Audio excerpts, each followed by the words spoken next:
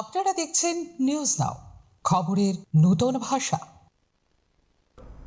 এদিকে পূর্ব আগরতলা থানার অন্তর্গত জয়কুড়ু এলাকার কামিনী কুমার বিদ্যালয় সংলগ্ন একটি মোবাইলের দোকানে দুঃসাহসিক চুরির ঘটনায় ব্যাপক চাঞ্চল্য ছড়িয়েছে।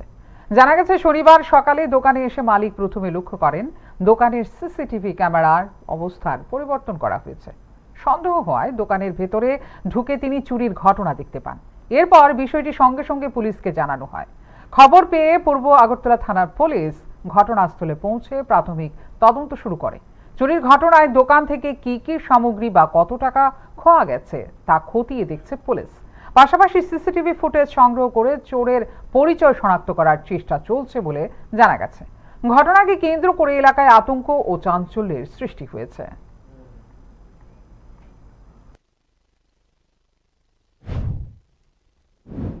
দোকানে যে চুরি হয়েছে কালকে রাত্রে কটার সময় গেছিলেন বাড়িতে? আমি তো গেছি প্রায় 10টা 10:30টার দিকে দোকান করতে বসি। আচ্ছা, তো তারপরে যাওয়ার পরে আজকে যখন সকালে কি আপনি আয়া দেখছেন আমি দেখছি না, মানে আমার দোকান লগে আর দোকান আছে, হ্যাঁ, দেখছে কি আচ্ছা। দেখতে করছে।